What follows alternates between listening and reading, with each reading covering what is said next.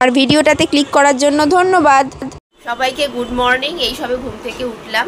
তো তোমরা বলবে যে এরকমভাবে সেজে গুজে কেউ ঘুমোয়? অবশ্যই এরকম সেজে গুজে কেউ ঘুমোয় না। বাট কালকে এক জায়গায় গেছিলাম, ফিরতে ফিরতে 12:30 বেজে গেছিলো। আর এত রাত হয়ে গেছিলো, শরীরটাও ভালো লাগছিল না। ওই জন্য আর কি করেছি বলো তো, সাজ ফাজা তুলিনি, এরকম ভূতের মতো মেকআপ করেই শুয়ে পড়েছি। আমার নিজেকেই দেখতে অদ্ভুত লাগছে। তো যাই হোক, চলো এবার মেকআপ টেকআপ তুলে এবার পরপর কাজগুলো সারা যাক। সত্যি কথা বলতে যখন কোনো অকেশন উপলক্ষে সাজতে বসি বন্ধুরা, তখন যে হাজার হাজার মেকআপ নিয়ে বসি তখন কিন্তু বেশ আনন্দ করে এনার্জি দিয়ে সাজি, কিন্তু যখন এই সাজটা তুলতে হয় তখন কিন্তু এনার্জি চলে যায়। অথচ দেখো এই সাজটা তুলতে কিন্তু সময় খুবই কম লাগে। আসলে দেখতে খারাপ লাগে, তো সাজলে তো বেশি সুন্দর লাগে। কিন্তু আমার বর তো বলে যে দেখো অত সাজ্য কেন, বরং বলতে পারে যে কি সুন্দর লাগছে, সেটা বলবে না, খালি বলবে এবার রাখো, এবার তো হয়েছে, কখন হবে, এই রকম খালি তাড়া দেয়। তো যাই হোক, ছেলেরা যাই বলুক, আমরা তো আর সাজ ছাড়বো না, মেয়েদের এটাই হচ্ছে আসল অলংকার, আসল ইচ্ছা। বন্ধুরা দেখো, মেকআপটাকে পুরো তুলে নিয়েছি। আজকে সকালে উঠেই আগে চান করে নিয়েছি, কেননা এত ভূতের মতো লাগছিলো, নিজেকেই নিজে দেখতে ভয় লাগছিলো। তো বাড়ির লোক তো আরও ভয় পেয়ে যেত। তো যাই হোক, ওই জন্য পুরো স্নান করে নিয়ে এবার ওই যেটুকু বেঁচে ছিল চোখের ঠোকেরগুলো, ওগুলো তো ওয়াটারপ্রুফ মেকআপ, তো ওই জন্য একটুখানি ক্লিনজিং মিল্ক ইউজ করে ওটাকে তুলে নিলাম। তো এবার মোটামুটি একটা ভদ্রস্থ সুস্থ মানুষ বলে মনে। তুমি কিছু বলবে মাম্মাই? আমার ছেলেও আজকে তাড়াতাড়ি স্নান করে নিয়েছে, দেখো আমাকে দেখে ওর খুব ইচ্ছে হলো, ওই জন্য আজকে সকাল 10টা না বাজতে বাজতেই স্নান করে নিয়েছে।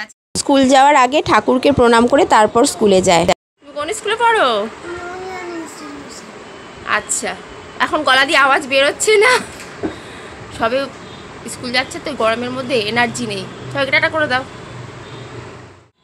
এই হচ্ছে আয়নের ছোট দিদি, আর ওর রুটিন হচ্ছে রোজ, মানে ঠাম্মি হয় তো, রোজ হচ্ছে জুতো পরানো হচ্ছে রুটিন। ওর কাছে ছাড়া কারোর কাছে জুতো পরবে না, মানে যেই থাকুক না কেন, যে ছোট দিদি না থাকেও জুতো পরবে না। স্কুলের ড্রেস টেস সব করিয়ে দেওয়া হবে, এরপর ছোট দিদির কাছে জুতো পরবে।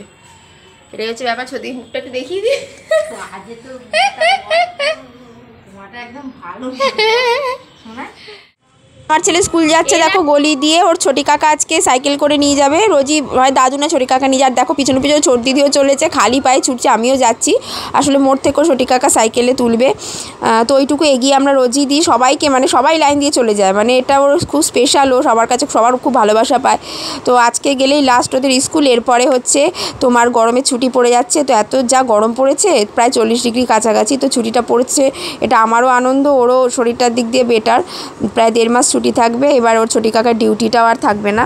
এই দেখো আমাদের বাড়িতে যে বিল্লিটা থাকে, ও পুচকির মা আর ও বাচ্চাটা আমাদের সাথে সাথে দু করে ছুটে চলে এলো, ছিল মন্দিরের মাঠে, যেই দেখেছে এবার টুকটুক টুকটুক করে আমাদের সাথে চলে এলো। কী সুন্দর যে মানুষ চেনে, ঠিক বুঝতে পারে যে ওর যে বাড়িতে যায় সে বাড়ির লোকরা এসছে।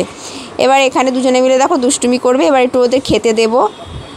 নতুন ড্রেস পরে নিয়েছি, কেননা পুজো করতে গেছিলাম আমাদের ছাদে ঠাকুর ঘর, এত গরম ওখানে, পুরো মানে আমার গেঞ্জিটা সব যে জামাটা পরেছিলাম পুরো ভিজে গেছিলো।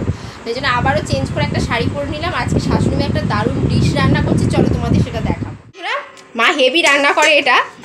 তো এই হচ্ছে তোমার খাসির মাংস, মনে হচ্ছে, মোটেও তাই নয়, গাছ খাসি, বাট গাছ খাসি শুধু রান্না হয়নি, গাছ খাসির চিলি হয়েছে, মানে চিলি এঁচোড়, তাই তোমার চিলি এঁচোড় তো? হ্যাঁ, চিলি এঁচোড়। আর এই হচ্ছে তার কালারটা আরও ডিপ, বাট আমার এখানে ভালো করে আসছে না, পুরো মানে চিলি চিকেনের মতোই খেতে লাগে। তোমরা কিন্তু ট্রাই করে দেখতে পারো, যেরকম এমনিতে আমি এঁচোড় খাই না, বাট চিলি এঁচোড় হলে আমি কিন্তু খাই, তোমরাও কিন্তু ট্রাই করে দেখতে পারো। পুরো চিলি চিকেনের রেসিপি, একদম চিলি চিকেন যেরকমভাবে করে ঠিক সেরকমভাবেই কিন্তু ওই চিলি চিকেনের মতো ভেজে নিতে হয়, আর বেসন সব কিছু দিয়ে, দেন যেরকম চিলি চিকেন তোমরা করো যারা জানো করতে, তো সেম প্রসেসিংয়ে কিন্তু এটা করা হয়, এবং খেতে এত অসাধারণ হয়, তোমরা চিলি চিকেন কোনটা এঁচোড় চিলি কোনটা বুঝতে পারবে না, এত সুন্দর।